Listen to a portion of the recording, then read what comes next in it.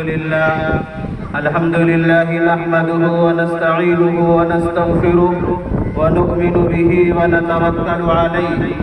ونعوذ بالله من شرور أنفسنا ومن سيئات أعمالنا من يهده الله فلا مضل له ومن يضلله فلا هادي له ونشهد أن لا إله إلا الله وحده لا شريك له ونشهد أن سيدنا ومولانا محمدا عبده ورسوله أما بعد فأعوذ بالله من الشيطان الرجيم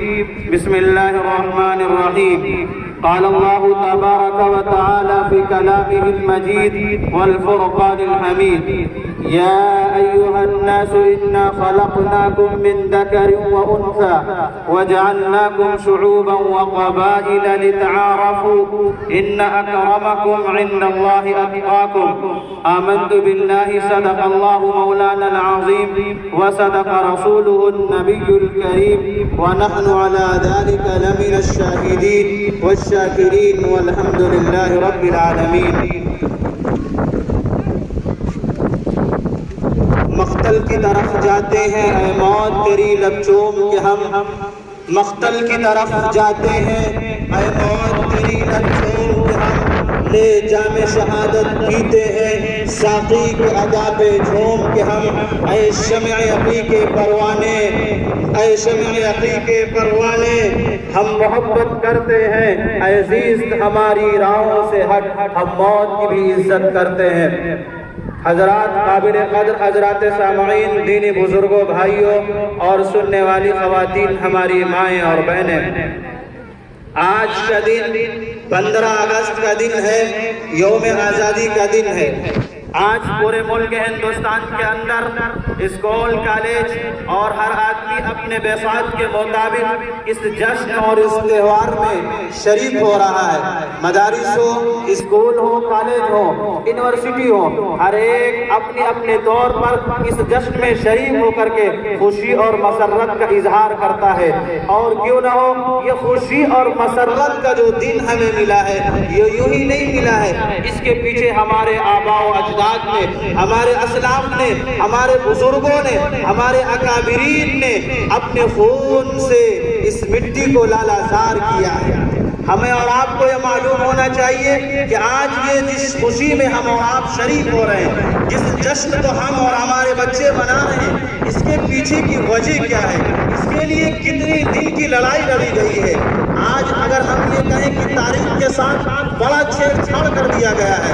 آج ہمیں یہ بتایا جاتا ہے کہ تاریخ میں اور ایسے ہی ہمارے اسکول اور کالج کا جو نصاب ہے جو سلیبس ہے اس میں ہمارے آباء و اجداد کے بزرگوں کے اور خصوصاً بڑے بڑے اکابر علماء دیوبند اور بڑے بڑے علماء کو ان کے سلیبس سے ان کی تاریخ کو مسخ اور مٹانے کی کوششیں کی گئی ہے. جب ہندوستان کی آزادی کی لڑائی کی بات کی جاتی ہے اور تاریخ کے ہسٹری کو چھیڑا جاتا ہے تو یہ بتایا جاتا ہے کہ آزادی کی لڑائی 1857 سے ہوئی ہے. میرے بھائیوں یہ غلط پیغام غلط میسج اور غلط سلیبس کو داخل کیا گیا ہے اور تاریخ کے ساتھ چھیڑ چھاڑ کی گئی ہے. اگر ہمیں اور آپ کو صحیح اور سچی تاریخ معلوم ہونا چاہیے کہ آزادی کی لڑائی 1857 سے نہیں بلکہ اس سے 100 برس پہلے 1757 سے آزادی کی لڑائی لڑی گئی ہے. اس لڑائی میں اہم کردار ادا کرنے والے آج اس ملک ہندوستان میں جس کھلی فضا میں ہم اور آپ اپنے اپنے طور پر اپنے تہذیب اپنے تمدن اور جمہوریت کے ساتھ اپنی زندگی بسر کر رہے ہیں ہمیں معلوم ہونا چاہیے کہ جو تن کے گورے من کے کالے انگریز جب ہندوستان کے اندر آئے تو ان کے آنے کا مقصد سب سے پہلے کیا تھا. جو ہندوستان میں آئے تو انہوں نے ہندوستان میں آنے کی جو وجہ بتلائی وہ تجارت بتلائی کاروبار بتلایا. وہ کہنے لگے کہ ہم ہندوستان میں آئیں گے تجارت کریں گے کاروبار کریں گے یہاں کا سامان دوسرے ممالک میں سپلائی کریں گے دوسرے ممالک کا سامان یہاں سپلائی کریں گے. اس سے ملک میں ترقی ہوگی ملک میں تجاری عالمی پیمانے پر تجارت کا کاروبار وجود میں آئے گا. حالانکہ اس وقت جو انگریز کی جو نگاہ تھی وہ سمجھتے تھے اس وقت ہندوستان سونے کی چڑیا کہی جاتی تھی. اس وقت ہندوستان کے در و دیوار میں ہیرے جواہرات جڑے ہوئے تھے، جو ان کا پیغام اور دکھانے کے لیے وہ کہنا چاہتے تھے کہ ہم تو تجارت کی غرض سے آ رہے ہیں، حالانکہ ان کے دل میں ایک کھوڑ تھا، وہ ہندوستان پر کیسے قبضہ کرنا چاہتے تھے۔ چنانچہ وہ شہر بنگال کے پرتگال اور اس وقت کے کہے جانے والے سیاحوں اور لٹیروں نے اپنی اس مشن میں کامیابی حاصل کرتے ہوئے اور تجارت کی بنیاد ڈالی اور 30,000 پاؤنڈ کا لگا کر کے اپنا تجارتی کاروبار شروع کیا۔ اس تجارت کے غرض اور بہانے اور ہیلے سے انگریز ہندوستان میں آئے، اپنا تجارت شروع کرتے رہے اور تجارت کو مضبوط کرتے رہے، حالانکہ ان کا جو مشن اور ان کی جو سوچ، ان کی جو فکر تھی وہ تھی کیسے ہندوستان پر قبضہ کیا جائے اور ہندوستان کے باشندوں کو کیسے محکوم بنایا جائے، ان کو کیسے غلام بنایا جائے۔ چنانچہ شہر بنگال کے اندر اس وقت سب سے اولو العزم، باہمت، باحوصلہ نواب سراج الدولہ، جس کی عمر اس وقت 18 سے 20 سال کی عمر ہے، انہوں نے انگریزوں کے آنے کی مشن کو بھانپ لیا اور سمجھ لیا کہ ان کے عزائم غلط ہے، ان کی جو سوچ ہے، ان کی جو فکر ہے وہ تجارت کی نہیں ہے، بلکہ وہ تجارت کے غرض سے، تجارت کے بہانے سے ملک ہندوستان پر قبضہ کر کے ملک ہندوستان کے باشندوں کو غلامیت کی، محکومیت کی زندگی کی بسر کرنے پر مجبور کرنا چاہتے ہیں اور غلامیت کی، محکومیت کی بیڑیوں میں وہ جکڑنا چاہتے ہیں۔ اس وقت نواب سراج الدولہ نے پلاسی کے میدان میں وہ عظیم جنگ لڑی ہے اور وہ نواب سراج الدولہ وہ اللہ کا عظیم مجاہد، اللہ نے بڑی طاقت اور قوت سے نوازا تھا۔ 50,000 کا فوج لے کر کے نواب سراج الدولہ انگریزوں سے لڑا اور سینہ سپر ہو کر کے لڑا، لیکن جب اپنوں نے غداری کی ہے، یاد رکھو اپنوں نے ہمیشہ غداری کی ہے، اس ملک و ملت کو اور اس دین کو اور اس ملک کو جتنا اپنوں نے نقصان پہنچایا ہے اتنا غیروں نے نقصان پہنچایا۔ نواب سراج الدولہ بڑی جرأت کے ساتھ، بڑی شجاعت کے ساتھ، بڑی بہادری کے ساتھ جب لڑ رہا تھا اور انگریز کو یہ تصور ہو گیا اور انگریزوں نے یہ خیال کر لیا اور انہیں یقین ہو گیا کہ نواب سراج الدولہ سے جنگ لڑنا اور اس سے جیتنا اور فتح حاصل کرنا بہت مشکل ہے، تو انہوں نے اپنوں میں سے خریدا، سر خرید غلام تیار کیے اور انہوں نے پیسوں کے بل میر جعفر کو خرید لیا۔ میر جعفر وہ جس کو یہ کہہ کر کے خرید لیا گیا کہ اگر آپ نواب سراج الدولہ کا ساتھ چھوڑ دیتے ہیں تو آپ کو شہر بنگال کا حاکم اور گورنر کے عہدے اور منصب سے نوازا جائے گا۔ میرے بھائیوں، بڑے دکھ اور درد کے ساتھ یہ کہنا پڑ رہا ہے، آج بھی ہمارے ملک میں ہو یا ہمارے دینی بھائی ہیں، کیسے لوگ ہیں کہ اپنے مفاد کے لیے چند پیسوں میں، چند سکوں میں اپنی عزت، اپنی ضمیر، اپنی آل، اپنی اولاد، اپنی ماں باپ کی چادروں کو تار تار کر کے بیچ دیتے ہیں، فروخت دیتے ہیں، ایک معمولی سی شہرت حاصل کرنے کے لیے، ایک چھوٹی سی منصب حاصل کرنے کے لیے لوگ سودا کر لیتے ہیں۔ اس وقت میر جعفر نے غداری کی، اس کے نتیجے میں نواب سراج الدولہ کو شکست ہوئی۔ اگر اپنوں نے اور اس وقت کے غدار میر جعفر نے غداری نہ کی ہوتی تو اسی وقت انگریزوں کا قلعہ کما ہو جاتا اور انگریز اسی وقت ملک ہندوستان کو چھوڑنے پر مجبور ہو جاتے۔ اب آئیے، یہ ہسٹری ہے جو 1757 سے نواب سراج الدولہ نے لڑی۔ آج ہمارے اسکولوں کا نصاب اور سلیبس بدل دیا گیا اور یہ باور کرایا جاتا ہے کہ چند لوگوں کا نام لے لیا جائے اور چند لوگوں کے علاوہ ہمیں اور ہمارے بچوں کو بھی نہیں پتا ہوتا کہ جنگ آزادی میں کتنے علماء نے، کتنے لوگوں نے قربانیاں پیش کی ہے۔ یہ بات کے افراد آئے ہیں جنگ آزادی میں حصہ لی ہے۔ اگر آپ 1757 کی تاریخ اور ہسٹری اٹھا کر کے دیکھو کہ ہمارے نوجوان اور ہمارے عظیم مجاہد مسلمانوں نے اس دین کے لیے اور اس ملک کو آزاد کرانے کے لیے کیسے قربانی پیش کی ہے۔ اب آئیے، اس وقت جو تجارت کا بہت بڑا کاروبار کا کمپنی اور بہت بڑا تجارت کا اڈا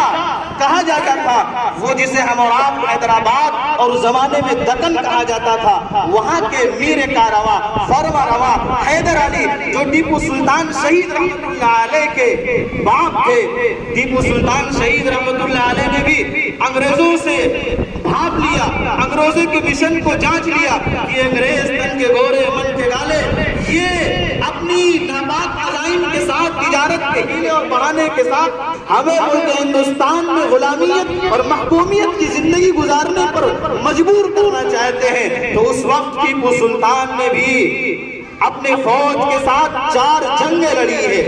4 جنگ انگریزوں سے ٹیپو سلطان نے لڑی ہے میرے بھائیوں، اور جس میں سر فہرست 3 جنگوں میں ٹیپو سلطان نے کامیابی حاصل کی ہے۔ لیکن جب انگریزوں کو پتا چلا کہ ٹیپو سلطان کا جو عزم ہے، جو حوصلہ ہے، وہ کم ہونے والا نہیں، مٹنے والا نہیں ہے، اور ہم اس سے کامیابی نہیں حاصل کر سکتے ہیں، اور ہم ٹیپو سلطان کو مات نہیں دے سکتے ہیں، ہم ٹیپو سلطان کو شکست نہیں دے سکتے ہیں، ہم ٹیپو سلطان کو ہرا نہیں سکتے ہیں، تو اس وقت بھی انگریزوں نے ایک چال چلی اور انگریزوں نے ایک تدبیر کی، کیسے ان میں سازش کی جائے، ان میں انتشار پھیلا جائے، ان میں اختلافات پیدا کیا جائے، اور ان میں توڑ مروڑ کی کوششیں کی جائے، تاکہ آپس میں پھوٹ ڈالو منصوبہ بنانے پر لوگوں نے بھگت سنگھ، سبھاش چندر بوس، سردار ولبھ بھائی پٹیل، پنڈت جواہر لال نہرو، مولانا ابوالکلام آزاد، فضل حق خیر آبادی، اشفاق اللہ خان، مولانا محمد قاسم نانوتوی، مولانا عبد اللہ سندھی،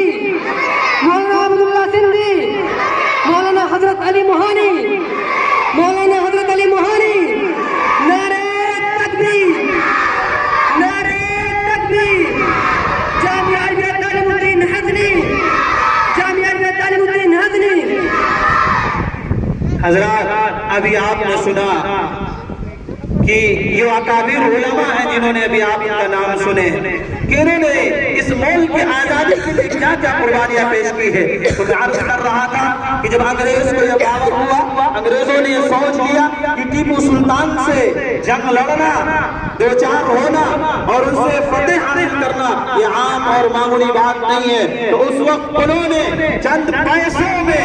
میر صادق کو خریدا اور میر صادق کو عہدے کا لالچ دیا، منصب کا لالچ دیا، اور کہا تمہیں اس دھرتی کے عظیم منصب پر فائز کیا جائے گا، اور آپ کو آپ کی پیسوں سے آپ کی تھیلیوں کو اور آپ کی بوریوں کو اور آپ کی پرسوں کو اور جیبوں کو بھر دیا جائے گا۔ لہذا انہوں نے میر صادق کو خریدا، اور میر صادق اس زمانے میں غداری کی، اور غداری کرتے ہوئے جو اس وقت ٹیپو سلطان کی طرف سے فوج تھے، ٹیپو سلطان کی طرف سے لڑنے والے مجاہدین تھے، انہوں نے میر جعفر نے ان مجاہدین سے کہا کہ آپ کو انگریزوں سے لڑنے کی طاقت نہیں ہے، ابھی انگریزوں سے لڑائی بات نہیں ہوگی، آپ کو سب سے پہلے اپنی سیلری لیں، اپنی تنخواہ لیں، سیلری اور تنخواہ لینے کے بہانے ان فوجوں کو، ذہنوں کو انتشار کیا، اور ان کے ذہنوں کو، ان کے قلوب کو بدلا، اور پھر یکایک انگریزوں نے حملہ کیا، اور پھر انگریزوں نے جب حملہ کیا اور ٹیپو سلطان بنے طرح وہ عظیم مجاہد لڑتا رہا، انگریز کے مورخین اور انگریز کے اس وقت جنگ لڑنے والے لوگوں نے کہا تھا، پیسے دیے ٹیپو سلطان کو خریدنے کی کوشش کی، تو اس وقت ٹیپو سلطان کا ایک لفظ اور ایک مقولہ جو مشہور ہے، ٹیپو سلطان نے کہا تھا کہ گیدڑ کی 100 سالہ زندگی سے شیر کی ایک دن کی زندگی بہتر ہے، لہذا ٹیپو سلطان وہ ہے جس کو خریدا نہیں جا سکتا ہے، جس کے ضمیر کو بیچا نہیں جا سکتا ہے، ٹیپو سلطان پیسے سے بکنے والا نہیں ہے، ٹیپو سلطان اپنے ملک کو بیچنے والا نہیں ہے، ٹیپو سلطان اپنا ضمیر نہیں بیچ سکتا ہے، ٹیپو سلطان اپنا دین نہیں بیچ سکتا ہے۔ میرے بھائیوں، ٹیپو سلطان کی تاریخ اور ٹیپو سلطان کی ہسٹری سے ٹیپو سلطان کے ناموں کو آج کیسے مٹانے کی کوششیں کی جا رہی ہیں۔ اب انگریز وہاں سے رخ کرتے ہیں جو آج ہندوستان کی راجدھانی دارالحکومت دہلی ہے. دہلی بھی اس وقت تجارت کا بڑا پیمانہ تھا. ایک انگریزوں نے سوچا اگر ہمیں پورے ہندوستان پر حکومت کرنی ہے اور جال بچھانی اور بنانی ہے تو لہذا ہمیں دلی کی طرف رخ کرنا ہوگا. تو اس وقت کے جو عظیم حضرت مولانا شاہ ولی اللہ محدث دہلوی موجود تھے, انہوں نے بھی انگریزوں کی سازش کو اور ان کی تدبیروں کو اور ان کی مصلحتوں کو بھانپ لیا اور جان لیا کہ انگریز اپنے دھیرے دھیرے اپنا پیر جمانا چاہتے ہیں اور اس ملک ہندوستان پر قبضہ کرنا چاہتے ہیں. حضرت مولانا شاہ ولی اللہ محدث دہلوی رحمت اللہ علیہ کو یہ تصور ہوا اور انہوں نے ان کی مشن کو بھانپ لیا.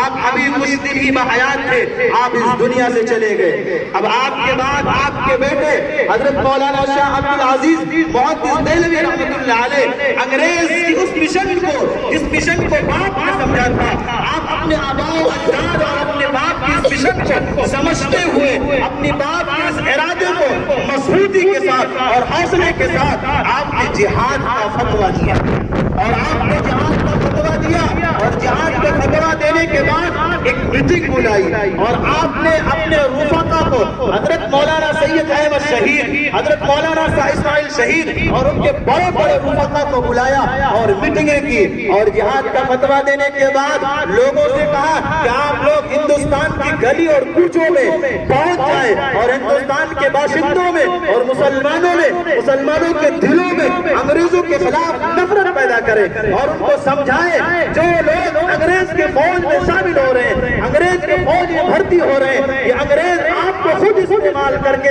اپنوں کے گولیوں سے ڈھونڈنا چاہتے ہیں. لہذا ان کے دلوں میں انگریزوں کے خلاف نفرت بیٹھائی جائے, انگریزوں کے خلاف ان کے دلوں میں نفرت اور قدورت پیدا کی جائے اور سمجھایا جائے کہ انگریز کا یہ مشن ہے کہ انگریز ہندوستان پر قابض ہونا چاہتے ہیں. فتویٰ دینے کے بعد وہ بڑے بڑے عظیم مجاہد اور غازی, شاہ اسماعیل شہید ہو, شاہ احمد شہید ہو, بڑے بڑے علماء ہندوستان کے گلی اور کوچوں میں نکل گئے, انگریزوں کے خلاف نفرت پھیلانے کے لیے لوگوں کے دلوں میں نکل گئے. اس طریقے سے آپ نے عالمی پیمانے پر محنت کی اور جب دیکھا کہ نوجوان انگریزوں سے لڑنے کے لیے تیار ہیں تو اس وقت آپ نے رخ کیا پنجاب کا بالا کوٹ. بالا کوٹ پہ نرجیت سنگھ نام کر کے حکومت کرنے والا تھا, یہ بھی انگریز کا پیادہ پا تھا. اس نے بھی بڑی ظلم و بربریت کی ہے, ظلم و استبداد کے پہاڑ ڈھائے اور نرجیت سنگھ کو سمجھایا گیا کہ آپ اس جنگ سے باز آ جائے, آپ انگریزوں کی پیادہ پا نہ کریں, انگریزوں کی چمچے گیری نہ کریں, انگریزوں کے تلوے نہ چاٹیں, آپ ہندوستان کے باشندے ہیں, آپ ہندوستانیوں کا ساتھ دیں. نرجیت سنگھ انگریزوں کی اس خفیہ چار کو اور خفیہ سازشوں کو نہ سمجھ کر کے حضرت مولانا سید احمد شہید, حضرت مولانا شاہ اسماعیل شہید, یہ لوگ رات جب بالا کوٹ پہنچتے ہیں اور اس وقت رات کا آخری پہر ہوتا ہے, اللہ کے حضور تہجد کی نماز میں ہوتے ہیں, نرجیت سنگھ اپنی فوج کے ساتھ انگریز کے اشاروں پر حملہ کرتا ہے اور ان تمام لوگوں کو شہید کر دیتا ہے. اب یہ چنگاری تھی, جہاد کا ایک فتویٰ تھا شاہ عبد العزیز محدث دہلوی کا جو پورے ملک ہندوستان کے خطے خطے میں پھیل چکا تھا. اب آئیے, یہ وہ مشن تھی اور انگریز کے خلاف جو فتویٰ تھا اس وقت کا جو مراد نگر, میرٹھ, غازی آباد اور تھانہ بھون اور شاملی, جو تاریخ و ہسٹری ہے جہاں سے تاریخ کی اور جنگ لڑنے کی ایک عظیم داستان بھی شروع ہوتی ہے.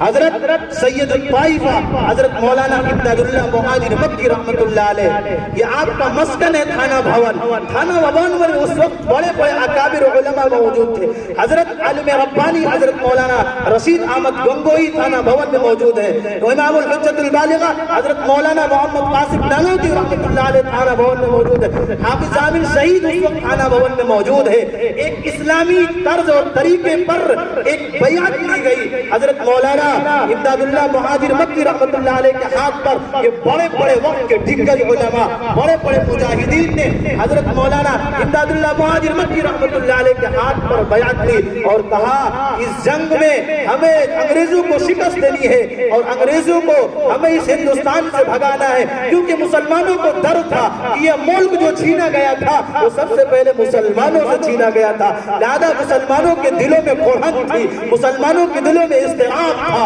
مسلمانوں کے دلوں میں کیفیت تھی کہ ہم ہی سے چھینا گیا ہے اور ہم ہی انگریزوں سے اس ملک کو دوبارہ چھینیں گے اور انگریز کو اس ملک سے بھگانے کے لیے مجبور ہوں گے۔ چنانچہ سید الطائفہ حاجی امداد اللہ مہاجر مکی رحمۃ اللہ علیہ کے ہاتھ پر بڑے بڑے علماء نے بیان کی اور آپ کی کمانڈری دی جاتی ہے حضرت مولانا رشید احمد گنگوئی رحمۃ اللہ علیہ کو۔ اور اس وقت جو انگریزوں کا کیمپ تھا سہارنپور میں اور انگریزوں کو پتہ چلا کہ مسلمان ہمارے اس مشن کو توڑنے کے لیے اور ہمیں اس مشن میں ناکامیاب بنانے کے لیے وہ لوگ تھانہ بھون کے قصبے میں اپنا ایک کیمپ چلا رہے ہیں اور ہم اس تحریک سے اور ہمیں مشن میں ناکام کرنا چاہتے ہیں، تو انہوں نے سہارنپور سے ایک توپ لے جا کر کے وہ تھانہ بھون کے اس اڈے پر جہاں مسلمان حاجی امداد اللہ مہاجر مکی رحمۃ اللہ علیہ خیمہ سے اپنے تمام افراد کے ساتھ اس توپ کے ذریعے سے اس مشن کو، اس تحریک کو، اس کیمپ کو اڑانا چاہتا تھا۔ حضرت مولانا رشید احمد گنگوئی رحمۃ اللہ علیہ نے اپنے پیر و مرشد حاجی امداد اللہ مہاجر مکی رحمۃ اللہ علیہ سے کہا، حضرت تھانہ سہارنپور سے لوگ توپ لے کر کے جا رہے ہیں، آپ ہمیں اشارہ کیجئے، آپ ہمیں اجازت پر حمل فرمائیے، ہم ان سے مقابلہ کریں گے، ان سے ان کے توپ کو ہم چھینیں گے۔ چنانچہ آپ نے اجازت دے دی، آپ تھانہ بھون کے قصبے میں روڈ کے علاقے میں آپ ایک باغ میں اپنے 400 افراد کے ساتھ تھانہ بھون کا جو باغ میں جو برابر میں باغ تھا آپ وہاں پناہ لے لیے اور آپ نے اپنے ساتھیوں سے کہا کہ انگریزوں کا توپ، انگریز اپنا توپ لے کر کے گزریں گے تو انہیں گولیاں سے پھونک دیا جائے گا۔ چنانچہ مولانا رشید احمد گنگوئی رحمۃ اللہ علیہ اپنے تمام افراد کے ساتھ باغ میں منتشر ہو کر کے الگ الگ چھپ گئے۔ انگریز جب اپنا توپ لے کر کے گزر رہا تھا، مولانا رشید احمد گنگوئی کے اشارے پر آپ کے تمام ساتھیوں نے اپنی گولیاں فائرنگ کی ہے اور انگریزوں پر برسائے ہیں۔ انگریز حیران و شستر رہ گئے کہ گولیاں مختلف جہت سے، مختلف سمت سے آ رہی ہیں۔ انگریز کو بات سمجھ میں نہیں آئی، ان کو یہ تصور ہوا اور یہ سمجھ بیٹھے کہ شاید ان کی فوج بہت ہے اور ہم ان سے ناکامیاب ہو جائیں گے، ہم ان سے نہیں لڑ سکتے ہیں، لہذا وہ اپنا توپ چھوڑ کر کے چلے جاتے ہیں۔ مولانا رشید احمد گنگوئی رحمۃ اللہ علیہ وہ توپ حسین کر کے سید الطائفہ حاجی امداد اللہ مہاجر مکی رحمۃ اللہ علیہ کے قدموں میں پیش کرتے ہیں۔ اس کے بعد آگے چلیے، شاملی کے میدان میں آئیے۔ شاملی کے میدان میں بھی انگریزوں نے اپنا کیمپ جما رکھا تھا۔ اس وقت بھی کمانڈری جو کی کمانڈری کی مولانا رشید احمد گنگوئی رحمۃ اللہ علیہ، مولانا محمد قاسم نانوتوی رحمۃ اللہ علیہ، حافظ عامر شہید اور ان کے دیگر تمام رفقا نے بھی شاملی کے میدان کی طرف رخ کیا۔ آپ تمام مجاہدین وقت کے بڑے بڑے علماء جب شاملی کے میدان میں جاتے ہیں تو دیکھتے ہیں کہ شاملی کا جو میدان ہے ایک تحصیل پر واقع ہے، وہاں انگریز پناہ لیے ہوئے ہیں، انگریز پناہ لیے ہوئے۔ اب یہ معمولی مٹھی بھر افراد انگریزوں سے مقابلہ کرنا جن کی تعداد ہزاروں سے بھی زیادہ ہے، مسلح ہے، سب کے پاس ہتھیار ہے، لڑنے کے لیے توپ اور بندوق اور گولیاں ہیں، ادھر نہتے ہیں، لڑنے کے لیے آلات نہیں ہیں، لڑنے کے لیے آلات میسر نہیں ہیں، اس کے باوجود یہ اکابر یہ مجاہدین جاتے ہیں، ان انگریزوں کا کیمپ کا محاصرہ کر لیتے ہیں اور گھیر لیتے ہیں۔ انگریزوں نے بھی اس وقت چالیں رچی اور اپنے کیمپ کی دیواروں میں سوراخ کیا، سوراخ کرنے کے بعد گولیاں فائر کی، ان اکابر علماء کو گولیوں سے بھوننے کی کوشش کی ہے اور دیواروں میں سوراخ کر کے گولیاں چلائی ہے، وہیں پر حافظ عامر شہید ہو جاتے ہیں اور آپ کے تمام دیگر بڑے بڑے رفقا لڑتے لڑتے اپنی جان گنوا دیتے ہیں۔ مولانا محمد قاسم نانوتوی رحمۃ اللہ علیہ کو گولیاں لگتی ہیں، آپ کے سینے، آپ کے سر پر جو عمامہ تھا ہوش خونوں سے شرابور تھا، آپ نے جب امامے کو کھولا تو دیکھا آپ کے سر پر گولیاں نہیں تھی۔ یہ اللہ کا عجیب کرامت، اللہ کی عجیب قدرت کا منظر تھا۔ کیوں؟ کیونکہ آپ کے ہاتھ پر دارالعلوم دیوبند کی بنیاد 1866 میں اللہ تبارک و تعالیٰ کو قائم کرا لی تھی۔ تعلق کی سرزمین سے کیونکہ آزادی کی ابھی تاریخیں لڑنی اور باقی تھی، اللہ تبارک و تعالیٰ نے مولانا محمد قاسم نانوتوی رحمۃ اللہ علیہ کو حفاظت اس جنگ سے نجات دلائی۔ بہرحال یہ کیمپ، یہ جنگ ہے، اس میں ابھی مکمل طور پر انگریزوں سے لڑائی مکمل جاری رہی، کامیابیاں ناکامیاں ہاتھ آتی رہی، کبھی انگریزوں کا پلہ بھاری رہا، کبھی مجاہدین کا پلہ بھاری رہا، باوجود کہ انگریزوں کی تعداد، آلات اور جنگ کے سامان مہیا ہونے کے باوجود یہ نہایت غازی مجاہدین بڑی جرات، بڑی شجاعت کے ساتھ یہ جنگ لڑتے رہے۔ اس وقت وہاں کے بعد جو دارالعلوم دیوبند کے سب سے بڑے، سب سے پہلے شاگرد شیخ الہند مولانا محمود حسن دیوبندی رحمۃ اللہ علیہ کہتے ہیں کہ تعلق کی جو بنیاد رکھی گئی اس کا اہم مقصد تھا ہندوستان سے انگریزوں کو بھگانا، ہندوستان میں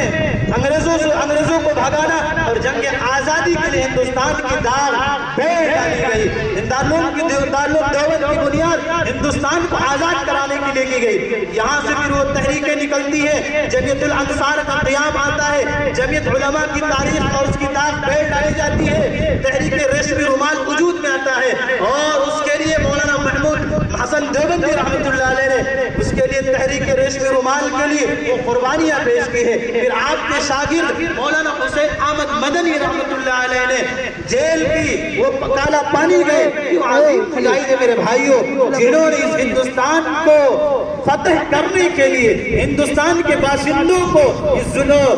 انگریزوں کی غلامی سے نجات دلانے کے لیے، انگریزوں کی چنگل سے نجات دلانے کے لیے اپنی قربانیاں پیش کی ہیں۔ آج بھی اگر جائیں اور گیٹ آف انڈیا پہ دیکھیں تو آپ کو سب سے زیادہ سر فہرست نام مسلمانوں کا آئے گا، ہمارے قوم کے رہبر اور لیڈروں کا نام آئے گا۔ اگر آپ تاریخ اٹھا کر کے دیکھیں، ہسٹری دیکھیں، تو